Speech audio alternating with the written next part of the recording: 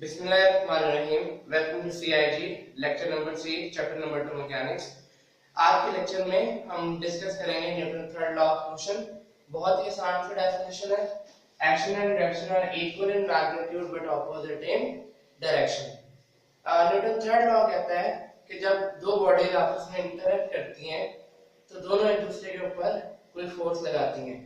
For example, अगर हमारे पास ये बैलून है, अगर हम इसमें हवा भर दें और इसको फिर छोड़ दें तो जो हवा है वो बहुत तेजी के साथ रश आउट करेगी बाहर की तरफ। This is the action of the air.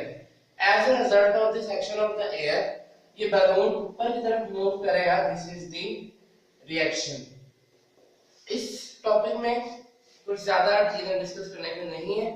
इसका एक कॉन्सेप्चुअल क्वेश्चन पेपर में आता है कि if action and reaction are equal in magnitude and opposite in direction then why not they cancel each other। उसका आंसर ये है कि एक्शन एंड रिएक्शन कभी भी सेम बॉडी के ऊपर एक्ट नहीं करता। For example, air downward act करे, दिस इज एक्शन, और बैलून ऊपर को जा रहा है, दिस इज रिएक्शन।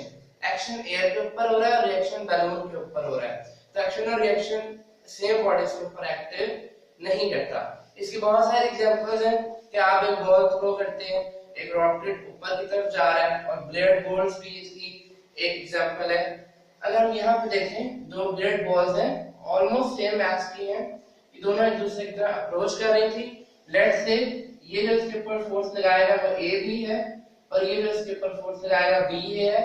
आपने देखा कि आफ्टर द इंटरेक्शन बस ये हुआ है कि इन्होंने अपनी फोर्सेस का डायरेक्शन चेंज कर ली है। इसने फोर्स लगाई बी के ऊपर और इसने फोर्स लगाई ए के ऊपर।